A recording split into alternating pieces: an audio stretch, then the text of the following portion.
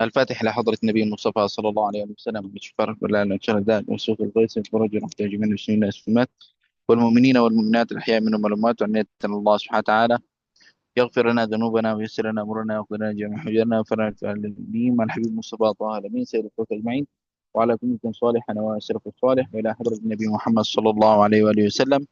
الفاتحة. أعوذ بالله من الشيطان الرجيم. بسم الله الرحمن الرحيم.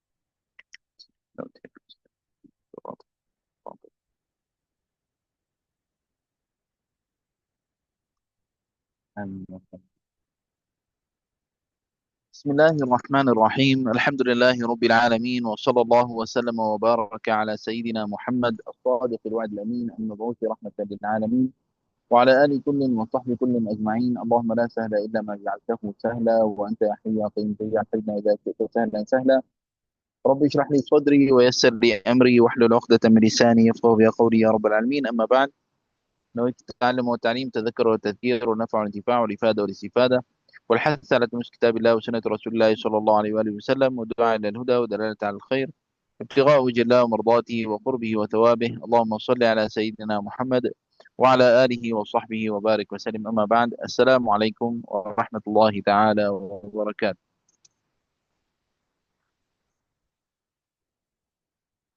Alhamdulillah, syukur kepada Allah Subhanahu Wa Taala yang mudahkan untuk kita semua untuk hadir pada kelas ilmu ini yang penuh dengan berkat dan rahmat daripada Allah Subhanahu Wa Taala. Semoga insya-Allah Allah Subhanahu Wa Taala terima pada kita semua insya-Allah. Amin ya rabbal alamin. Insya-Allah hari ini kita akan berterusan untuk pelajaran kita pada tadabbur Al-Quran Al-Karim. Insya-Allah kita akan sambung pada juzuk ke-8 insya-Allah Subhanahu Wa Taala. Allahumma salli ala sayyidina Muhammad wa ala alihi wa sahbihi wa barik wasallam. Juzuk nombor 8.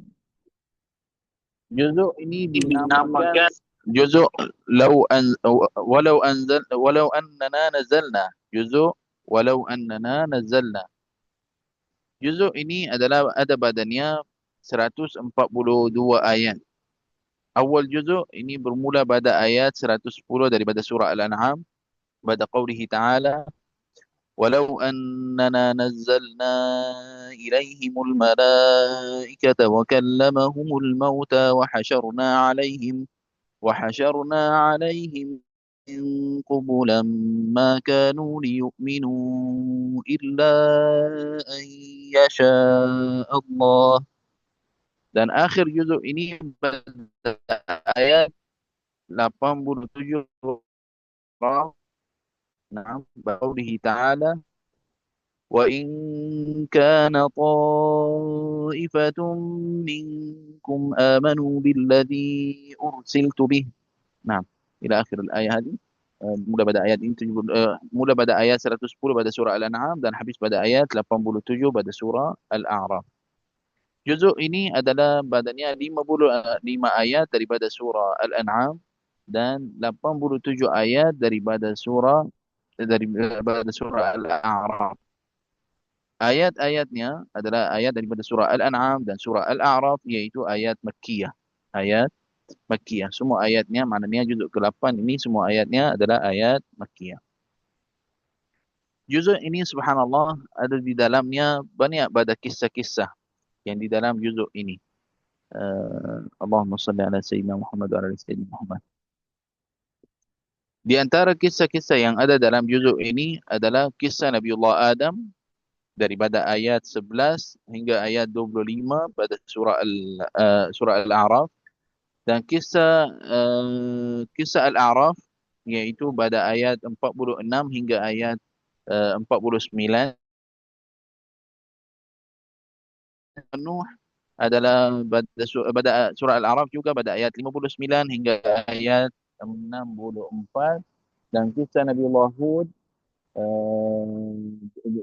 kisah kaum 'Ad dengan Nabiullah Hud alaihi salam, dan juga di antara kisah ada lagi kisah, ada juga kisah kaum Samud, kaum Saleh di kaum Samud adalah, dan juga ada kisah Nabiullah Lut alaihi salam.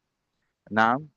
Kisah Samud adalah kaum Samud dengan Salih adalah pada ayat 72 hingga ayat 79 pada surah Al-A'raf.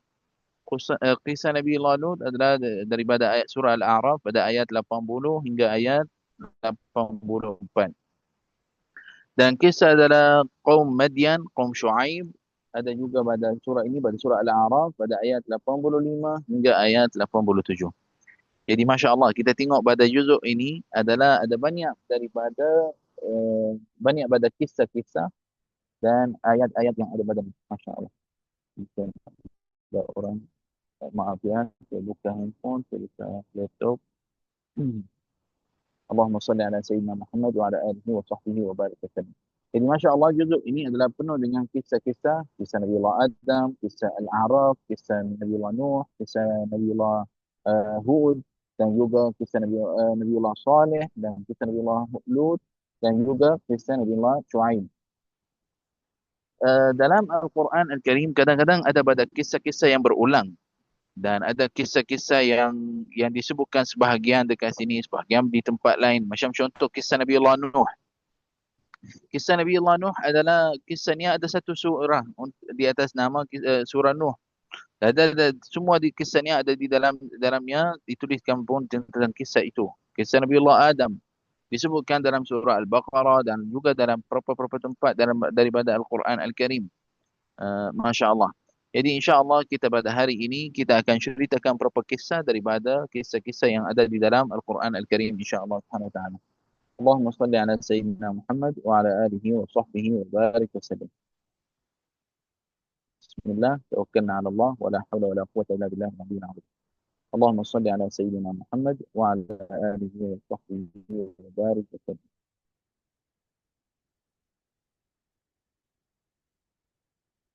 Nah, kisah yang pertama yang kita nak ceritakan dari ini adalah kisah Al-A'raf. Kisah Al-A'raf. Apa maksud pada kisah Al-A'raf?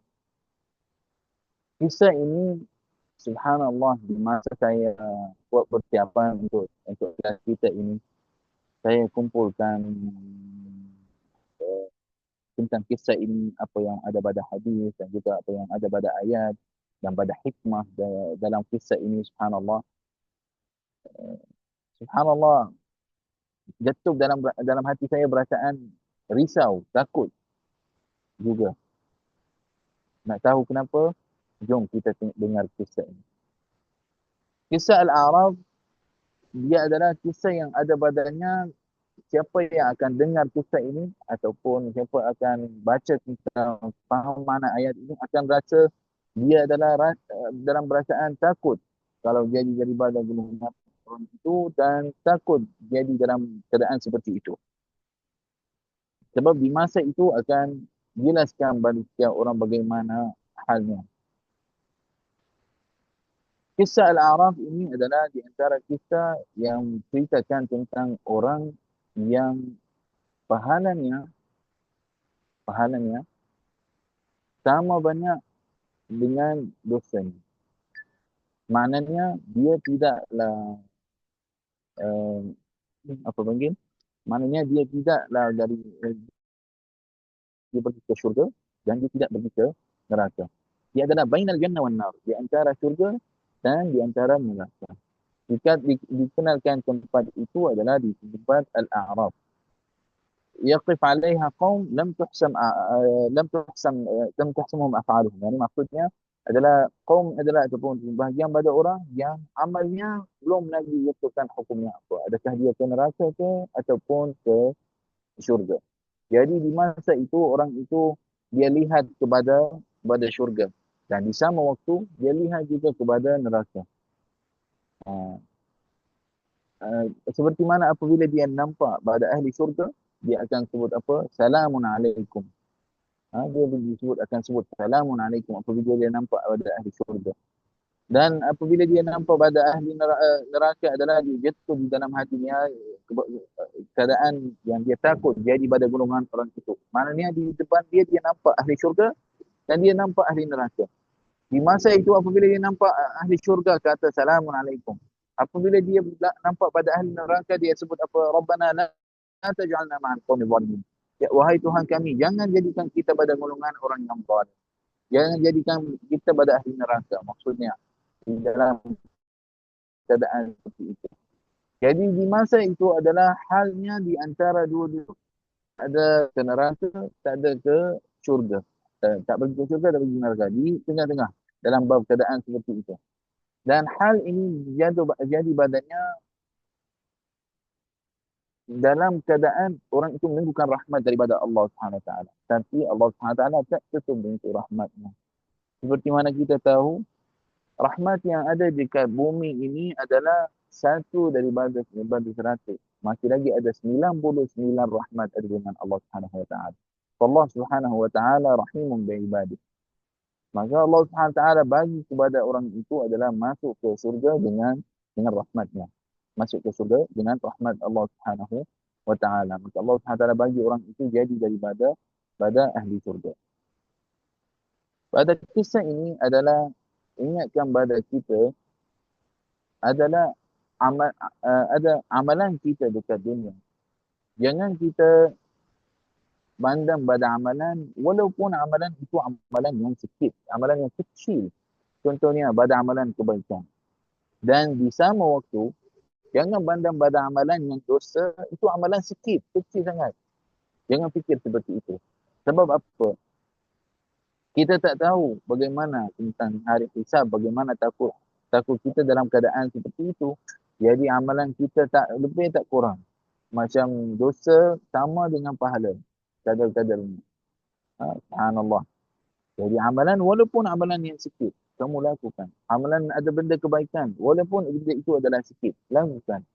Seperti mana Pak Allah SWT firman dalam Al-Quran, فَمَنْ يَعْمَلْ مِثْقَالَ ذَرَّةٍ خَيْرًا يَرَهُ وَمَنْ يَعْمَلْ مِثْقَالَ ذَرَّةٍ شَرًّا يَرَهُ. Orang siapa yang diamalkan walaupun sebanyak zarah daripada amalan. Jadi amalan yang kamu lakukan, jangan fikir adalah amalan itu adalah sikit sangat. Apa nak buat kerja untuk kebaikan adalah benda itu kecil sangat. Tak, bukan kecil sangat.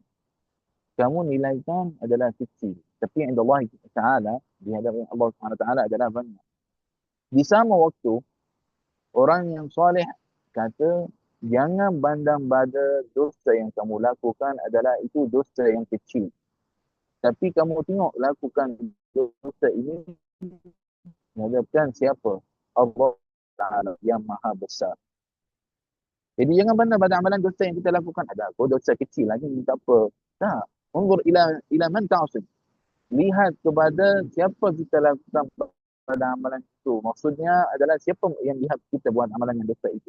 Allah Subhanahu Wa Ta'ala. Allah Subhanahu Wa Ta'ala suruh kita jangan contohnya, jangan melakukan benda yang haram. Kita lakukan benda yang haram. Jadi kita buat apa? Tidak mengikut pada perintah Allah Subhanahu Wa Ta'ala. Tidak taat pada Allah Subhanahu Wa Ta'ala. Walaiyazubillah. Na'udzubillah min dzalik. Alah benda kecil. Jangan pandang seperti itu. Benda itu kecil. Api, apabila kita nak hidupkan api, ada orang nak buat BBQ ke? Nak buat BBQ, kamu tak bagilah hidupkan arang yang paling besar. Kamu mula dengan arang yang paling kecil. Sebab arang yang kecil itu akan hidupkan akhirnya yang besar. Seperti itu. Amalan sikit-sikit itu akan jadi alhamdulillah besar nanti. Akan jadi adalah besar. Sebab semua dosa mula dengan kecil. Awal-awal adalah rasa benda itu sikit lah, tak apa. Nanti lama-lama, benda yang besar pun jadi tak apa. Na'udzubillah min zalik. Semoga Allah SWT selamatkan kita semua, insyaAllah SWT. Jadi, ayat ini atau kisah ini bagi kita fikir bagaimana kalau kita wukuf, kita di satu hari berhenti di tempat Al-A'raf, dan apa yang akan jadi dengan hal kita. Adakah kita rida dengan apa yang kita badal lakukan dekat dunia kita? Atau akan kata, kenapa saya tak buat amalan yang baik? Walaupun sikit, walaupun satu amalan. Satu amalan boleh dijadikan daripada surga terus. Semoga Allah SWT daripada golongan orang yang gunakan masanya dekat dunia dengan baik, insya-Allah amalkan untuk akhiratnya seperti mana amal untuk dunia. Amin ya rabbal alamin. Apa maksud amalkan untuk akhiratnya untuk seperti mana amal untuk dunianya? Maksud orang di dunia ini adalah dia sibuk dan macam mana nak berjaya. Macam mana nak berjaya dekat dunia, nak jadi jutawan, nak jadi adalah orang yang ada harta banyak, nak jadi di antara orang yang berjaya dekat dunia. Kamu seperti mana fikir untuk dunia? Kamu nak jadi berjaya di dunia ini, nak jadi jutawan dan sebagainya. Fikirlah juga untuk akhirat kamu, bagaimana nak berjaya di masa itu. Bagaimana nak jadi di antara ahli syurga, insyaAllah. Semoga Allah SWT jadikan kita semua daripada ahli syurga. Amin ya rabbal alamin. Allahumma salli ala sayyidina Muhammad wa ala alihi wa sahbihi wa barik wasallam.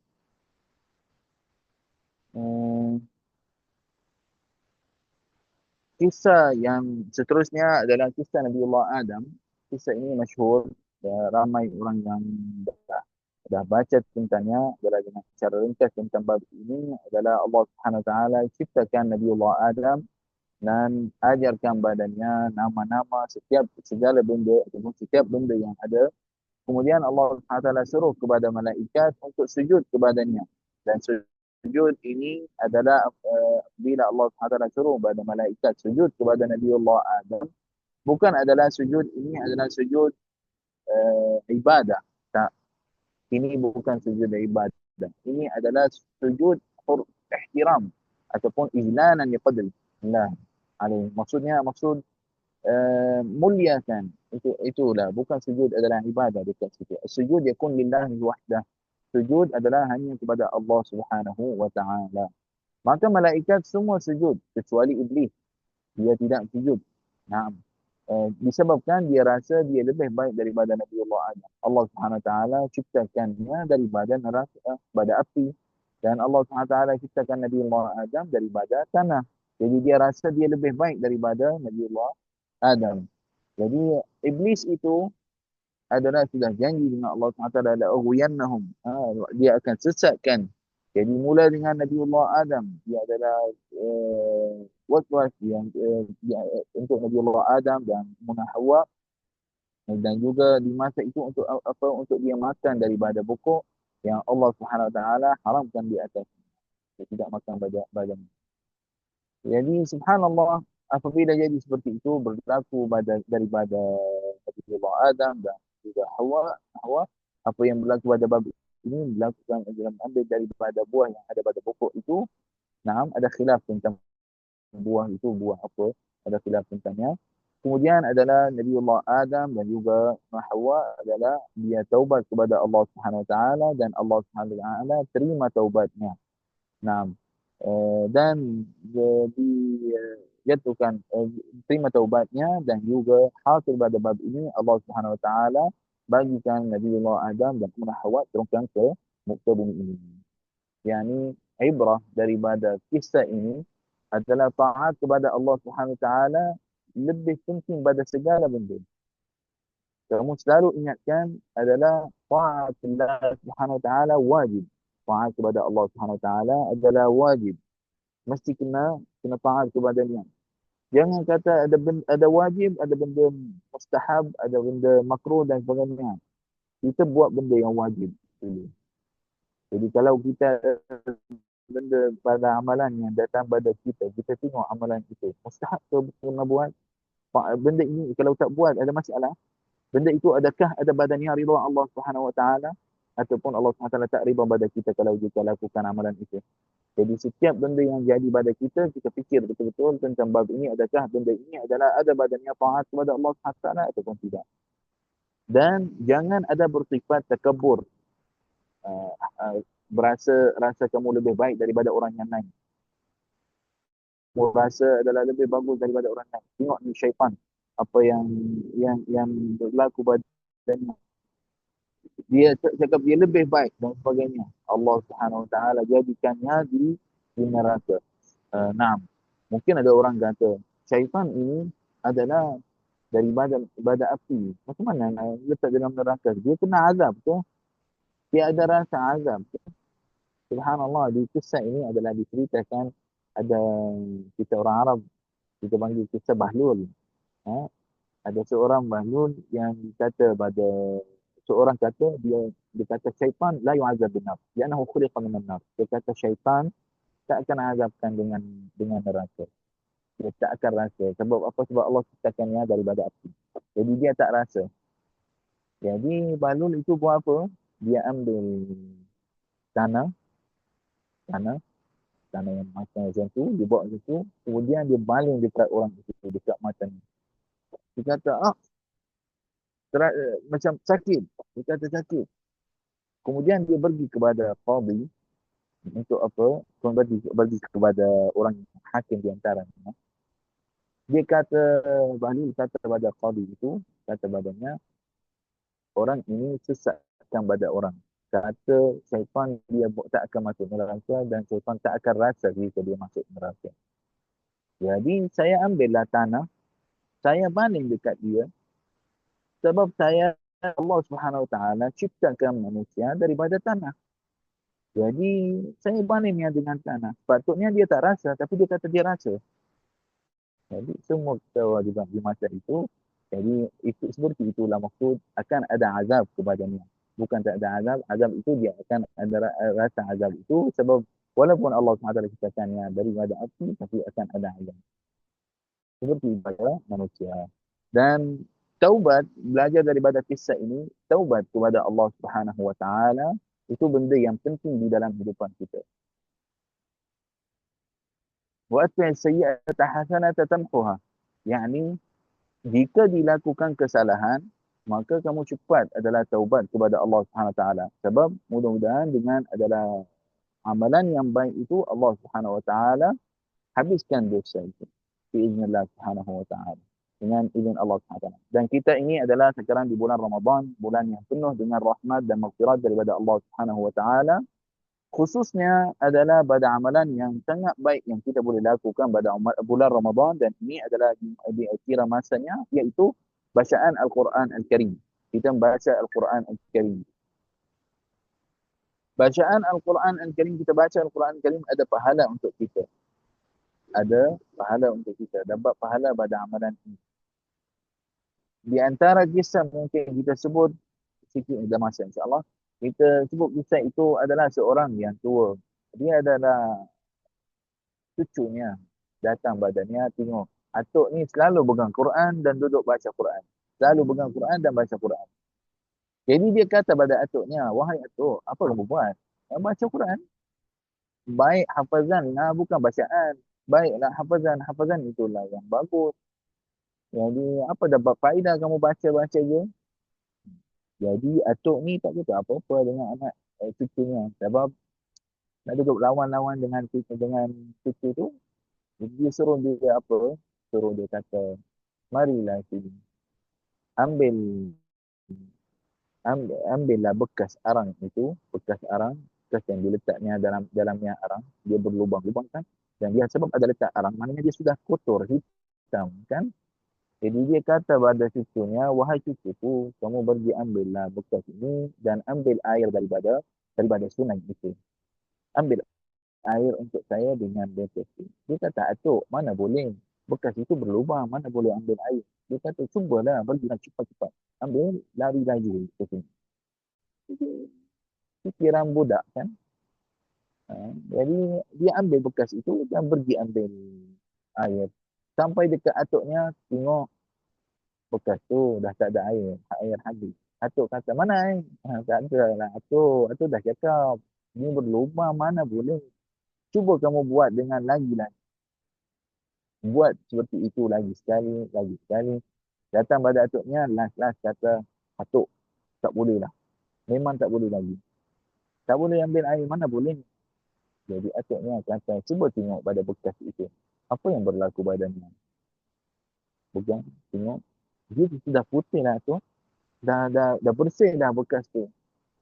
Dia kata, atuknya cakap dengannya, seperti itulah wahai cucuku. Seperti itu. Kita buat amalan yang salih, buat amalan kebaikan. Allah Subhanahu Wa Taala akan cucikan kita daripada dosa. Akan habiskan dosa maksudnya. Allah Subhanahu Wa Taala akan ampunkan dosa kita. Jadi subhanallah, daripada kisah ini, mengikut pada tahap fikiran budak itu, atuknya ceritakan kisahnya supaya dia faham. Kita adalah dalam Al-Quran Al-Karim, seperti mana firman Allah Subhanahu Wa Taala, innal hasanati yuzhibna sayyi'at. Sesungguhnya pahala akan habiskan dosa. Jadi wahai orang yang hadir dengan saya pada hari ini, hari yang penuh dengan berkah dan rahmat, rahmat daripada Allah SWT.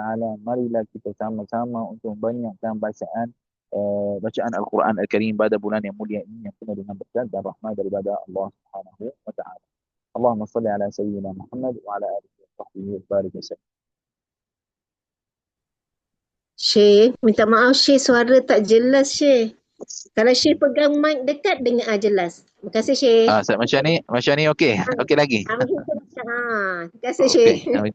Minta maaf. Okey. Baik. Maaf ya, beberapa hari ini saya dalam keadaan musafir, jadi ada urusan sikit. Minta maaf. Barakallahu fikum. Okey, seterusnya adalah hada wallahu taala a'lam bissawab. Seterusnya adalah pada kisah yang ada pada surah Al-A'raf juga, kisah Nabiullah Nuh daripada ayat 59 hingga ayat 64. Kisah ini pun adalah di antara kisah yang Masya Allah yang ada dalam surah Al-A'raf. Ada sebahagian badannya pada surah yang lain pun ada pada kisah ini, seperti mana dalam surah Hud ada juga kisah Al-A'raf, kisah Nabiullah Nuh adalah disebut juga dalam surah khas untuknya, ada juga sebahagian daripadanya. Sedikit daripada yang banyak adalah kisah Nabiullah Nuh alaihissalam dengan kaumnya. Kisah Nabiullah Nuh dengan kaumnya, kita tahu kaumnya adalah di antara kaum yang dia ibadah kepada asnam. Kaum yang dia ibadah kepada asnam, kepada patung-patung. Dan orang itu dia ibadah kepada selain pada Allah Subhanahu Wa Taala. Jadi Nabiullah Nuh adalah ajak pada kaumnya untuk ibadah kepada Allah Subhanahu Wa Taala. Naam. Dan Nabiullah Nuh, untuk maklumkan untuk semua, Nabiullah Nuh adalah kira seorang daripada ulil azm. Seorang daripada ulil azm. Apa ulil azm? Apa maksud ulil azm? Ulil azm itu adalah 4. Ada lima para nabi yang kira daripada ulil azm, iaitu Nabi Muhammad SAW, Nabiullah Ibrahim, Musa, Nuh, Isa alaihissalam jami'an. Jadi Nabiullah Muhammad SAW, Nabiullah Ibrahim, Musa, Nuh dan Isa alaihissalam. Nabiullah Nuh adalah kaumnya ibadah kepada asnam, kepada patung-patung. Dan di antara nama-nama pada patung-patung itu seperti mana di dalam surahnya adalah Wad, wa Suwa', wa Yaghus, wa Ya'uq, wa Nasra. Adalah 5 pada patung-patung adalah kaumnya ibadah kepadanya. Kisah pada bab itu 5 patung itu sebenarnya orang itu adalah guru-guru yang orang yang saleh, orang yang baik. Tapi kaumnya supaya nak muliakan orang itu sudah buat patung untuknya, bentuk serupa orang itu. Kemudian kaum yang datang selepasnya, orang yang datang selepas orang yang buat benda itu, dia muliakan sangat tinggi sangat sampai apa? Sampai ibadah kepadanya. Yani syaitan adalah waswas lahum, syaitan ceritakan badannya untuk apa? Untuk dia ibadah kepada patung-patung itu. Dan hal orang itu, Nabiullah Nuh dakwah kepada kaumnya, lama dakwanya. Cara Nabiullah Nuh dengan kaumnya adalah lama tentang kisah itu. Kisah Nabiullah Nuh, insyaAllah mungkin di masa waktu kita sampai pada kisahnya, pada surahnya, insyaAllah kita akan ceritakan tentang bab itu. Jadi Nabiullah Nuh adalah di masa itu adalah dakwah kepada kaumnya, dan kaumnya adalah tidak taat badannya, tidak mengikut badannya. Kemudian adalah Nabiullah Nuh dengan orang yang beriman dengannya adalah turun perintah daripada Allah Subhanahu Wa Taala untuk, wahai Nuh, binakanlah satu kapal. Jadi apabila dia binakan satu kapal itu kapal laut, di masa itu kaumnya lalu dekat situ. Apa orang ni buat? Orang ni buat di tempat mana ada air, macam mana jadi macam tu? Macam mana dia buat kapal di tempat yang tidak guna dan sebagainya? Apa faedahnya? Dan Allah Subhanahu Wa Taala suruh pada Nabi Allah Nuh, apabila sudah siap kapal itu, untuk menaikkan di atas kapal itu pada min kullin zawjain, daripada setiap benda adalah 2. Maksud pada setiap binatang 2. Menaikkan zakar wa unsa. Naam. Dan dinaikkan adalah pada kapal kapal itu dan orang yang beriman dengannya. Kemudian Allah Subhanahu Wa Taala Wafarat An-Nur adalah di surah lain diceritakan kisah ini dalam kisah dalam juzuk ini tidak ada kisah sempurna. Tapi di masa itu Allah Subhanahu Wa Taala keluarkan air daripada tanah itu jadi tawafan, maknanya jadi adalah banjir dan digunakan kapal itu untuk apa? Untuk Allah Subhanahu Wa Taala selamatkan kaumnya dan juga orang yang beriman dengannya. Dan di antara kisah ini nanti insya-Allah kita akan ceritakan di masanya adalah ada seorang daripada anaknya adalah tidak mengikut dengannya. Dia kata dia naik kepada bukit, dia kata adalah akan selamat daripada pada bab ini. Jadi ayahnya sedih tentangnya. Nabiullah Nuh sedih pada bab ini. Kenapa anaknya tidak naik dan sebagainya dan jadi seperti itu. Jadi Allah Subhanahu Wa Taala beritahu badannya qala ya Nuh innahu laysa min ahlik innahu amalun ghairu salih. Dan Allah Subhanahu Wa Taala beritahu pada Nabiullah Nuh sesungguhnya anak itu adalah bukan daripada ahlik. Sebab bukan maknanya anak itu bukan anak luar nikah ke ataupun sebagainya. Tak, bukan maksud seperti itu. Laisa min ahlik maknanya bukan daripada agama yang kamu pegang. Tidak bersama. Maksudnya tidak bersama dengan akidah kamu. Jadi tinggalkannya. Jadi dia tinggalkannya dan juga adalah uh, isterinya. Anaknya dengan juga isterinya adalah sebab dia kufur dan dia khianat kepada dia kufur dengan apa yang suaminya maksud dia Nabi Allah Nuh dan di kisah itu adalah diceritakan tentang bagaimana Allah Subhanahu Wa Taala selamatkan Nabi Allah Nuh dan juga dengan kaumnya. Ini adalah dengan cara ringkas tentang kisah ini. Sebenarnya ada banyak tentang kisah ini. Saya harap insya-Allah Subhanahu Wa Taala mungkin selepas Ramadan saya buat satu kelas untuk kisah-kisah para nabi khususnya yang disebut di dalam Al-Quran 25 nabi. Insya-Allah kita buat kisah ini. Insya-Allah mudah-mudahan Allah SWT mudahkan untuk kita di dalam kelas tadabbur kita di Bait Al-Furqan pada setiap hari Jumaat. Alhamdulillah sebelum ini kita sudah buat kisah-kisah Sayyidina Nabiullah Musa, kisah Nuh juga kita sudah ceritakan, kisah Hud juga Nabiullah Hud. Alhamdulillah semua kita ceritakan secara sempurna. Dan kita ceritakan pada kelas kita ini mengikut pada masa yang sesuai dengan kelas. Jadi adalah dengan cara ringkas saja. Barakallahu fikum. Allahumma salli ala Sayyidina Muhammad wa ala alihi wa sahbihi wa barik wa sallam.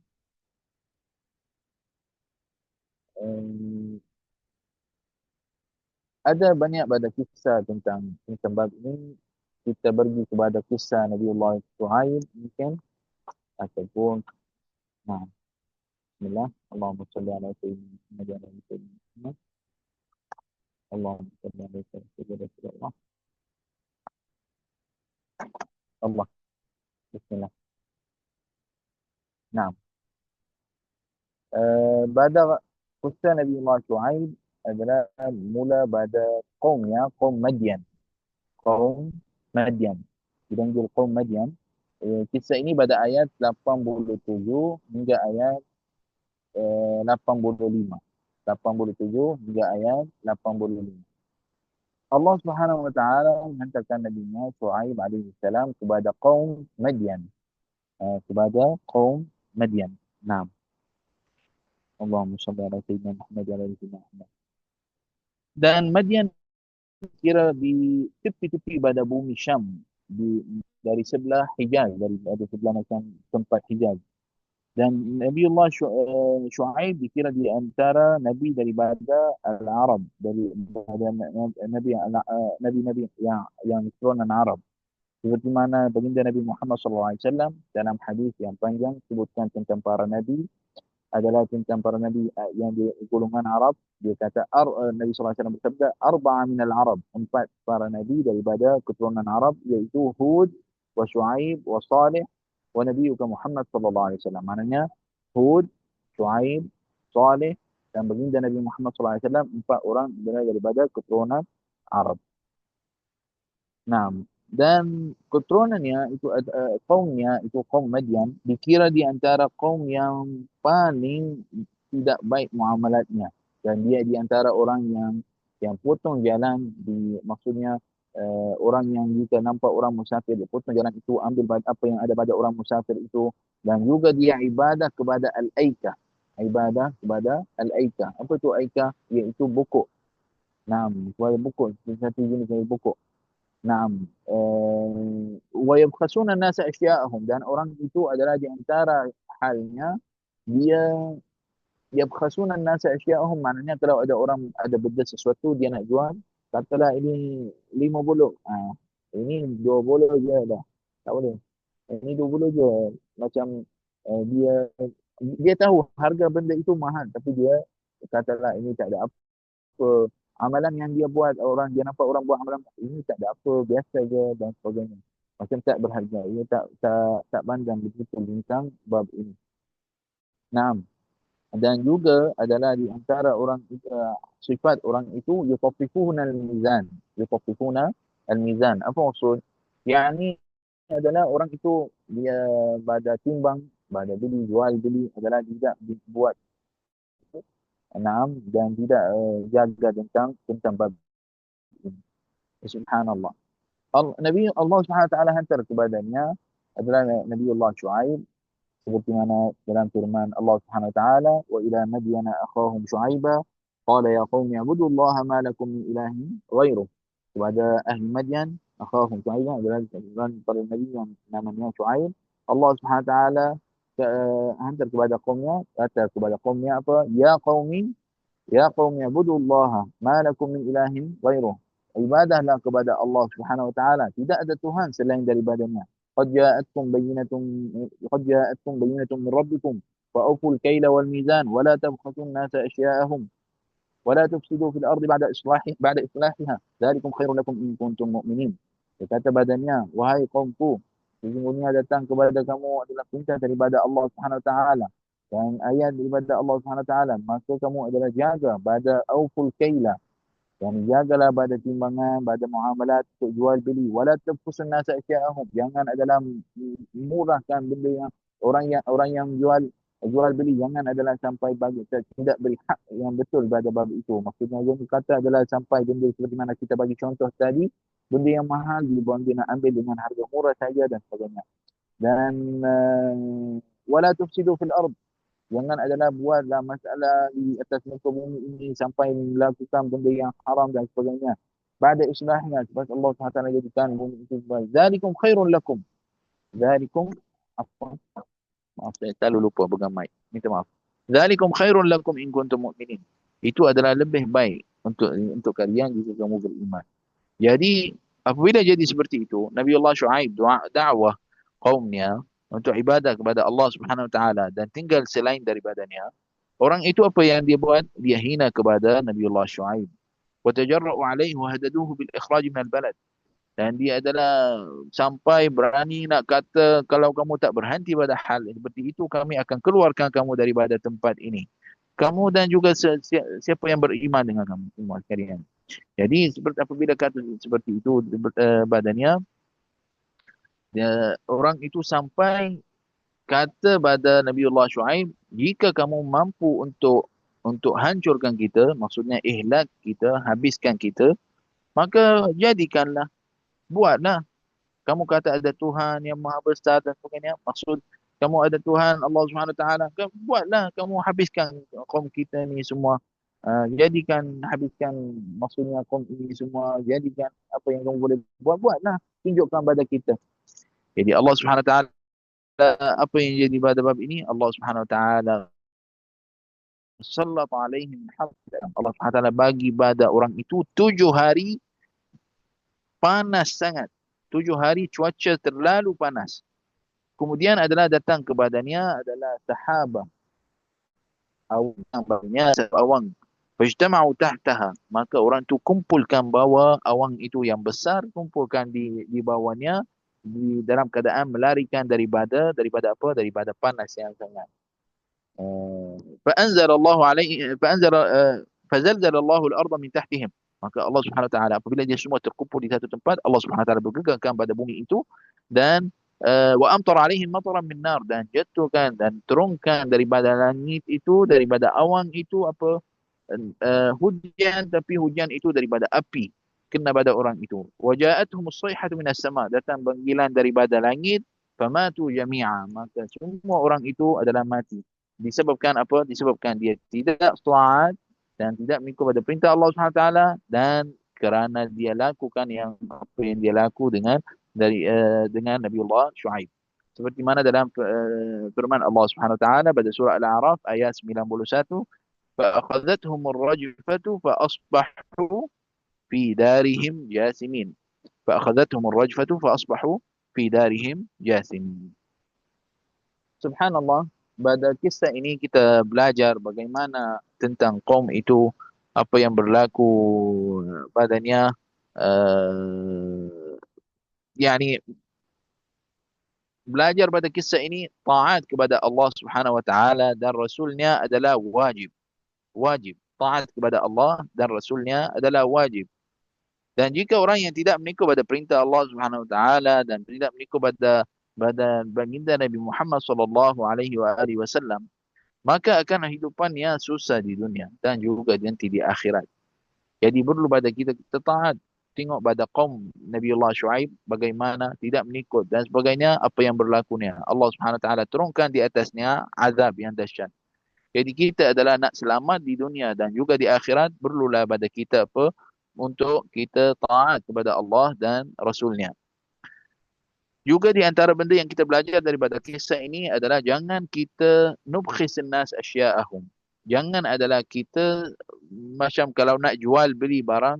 Contoh, kita nak beli kereta. Kita tahu kereta ni harganya 100,000. Memang harganya 100,000. Kalau orang nak jual murah-murah pun, jual 90,000. Jangan kita pergi dekat dia, ni laku 50,000 je. Macam saya ambil, mungkin orang kata, tapi ini jual beli. Ya, jual beli. Tapi jangan sampai tahap adalah kita tahu orang itu perlu untuk duit, kemudian kita gunakan masa itu untuk apa? Untuk kita nak bagi dia kurang sangat. Sampai adalah kita nak bagi kurang sangat. Kalau kamu nak buat baik dengannya, mungkin katalah kamu nak ambil dengan harga murah. Kamu tahu harga benda ni harganya contoh 90,000. Paling murah jual 90,000. Tapi kamu nak ambil dengan harga murah. Kalau kamu orang baik nak tolong orang itu, kamu cakap orang itu pergi jual. Kalau kamu mampu untuk bayar memang bagus. Kamu akan bantu orang yang dia perlu kebantuan.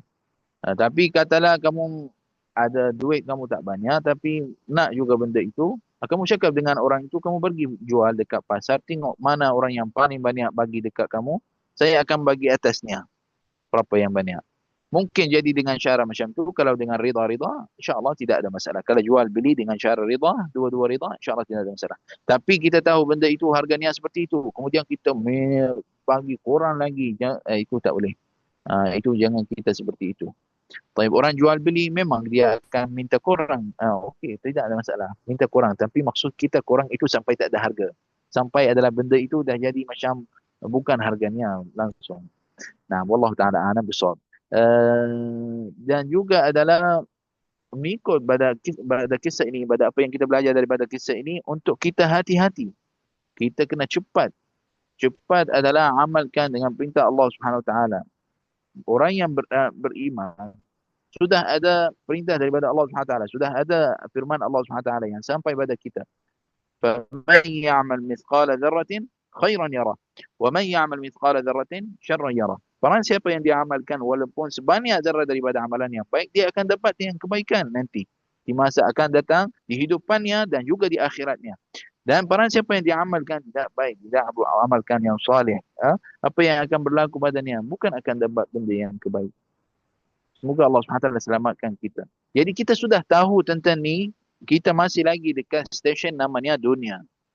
Kita masih lagi dekat satu stesen namanya dunia. Kita masih lagi belum lagi keluar daripada dunia. Maka gunakan masa itu dengan cara yang baik untuk amalkan untuk akhirat kamu. Sebab kita nanti akan pergi daripada stesen ini, iaitu dunia, kepada akhirat. Nanti adalah alam barzakh, kemudian alam akhirat itu adalah kita akan ada di alam lain. Bukan adalah hidupan habis dekat sini. Nanti akan kita tak tahu, kena tunggu lagi masa. Tapi amal di dunia ini itu masanya.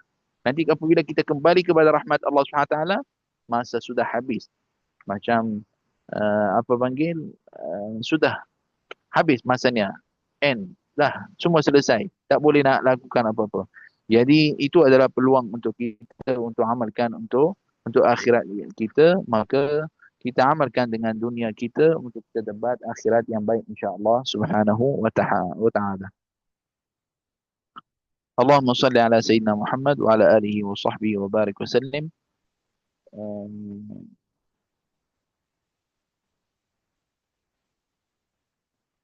Nah, ini adalah dengan cara ringkas tentang kisah ini. Saya nak minta izin pada kamu insya-Allah kita berhenti dekat sini insya-Allah Subhanahu wa taala. Semoga insya-Allah ada manfaat pada apa yang saya kongsikan dengan semua. Amin ya rabbal alamin. Barakallahu fikum wa jazakumullahu ana kulla khair. Mohon maaf pada saya minta maaf untuk mungkin dah 2 hari macam keadaan kita mengajar. Semoga insya-Allah ada manfaat biiznillah Subhanahu wa taala dan saya akan cuba insya-Allah usaha untuk menjaga tentang bab ini, tentang kelas untuk masanya dan juga untuk line internetnya insya-Allah Subhanahu wa taala. Semoga Allah Subhanahu wa taala terima pada kita semua insya-Allah. Amin ya rabbal alamin. Barakallahu fikum jazakumullahu khairan khair. Allahumma salli ala sayyidina Muhammad wa ala alihi wa sahbihi wa barik wa sallim. Alhamdulillah, banyak manfaat. Terima kasih. Semoga insya-Allah kita amalkan dengan apa yang kita dapat daripada manfaat yang kita dapat daripada kelas kita ini. Semoga insya-Allah apa yang kita belajar ini jadi adalah saham untuk akhirat untuk kita. Dan semoga insya-Allah Allah Subhanahu wa taala berkatilah pada masa kita, umur kita. Kita sekarang masih lagi dekat dunia. Ya Allah, Ya Rahman, Ya Rahim, Ya Arhamar Rahimin, Ya Arhamar Rahimin, Ya Arhamar Rahimin. نسألك يا الله يا أرحم الراحمين أن تغفر لنا ذنوبنا وأن تيسر لنا أمورنا وأن تقضي لنا جميع حوائجنا يا قاضي الحاجات يا رب العالمين. اللهم إنك عفو كريم تحب العفو فاعف عنا يا رب العالمين. فاعف عنا وعن والدينا وعن أمة محمد. يسرنا واستر والدينا واستر أمة محمد في الدنيا والآخرة برحمتك يا أرحم الراحمين. ربنا عليك توكلنا وإليك أنبنا وإليك المصير. ربنا هب لنا من أزواجنا وذرياتنا قرة أعين واجعلنا المتقين إماما. ربنا آتنا في الدنيا حسنة وفي الآخرة حسنة وقنا عذاب النار وقنا عذاب النار وقنا عذاب النار.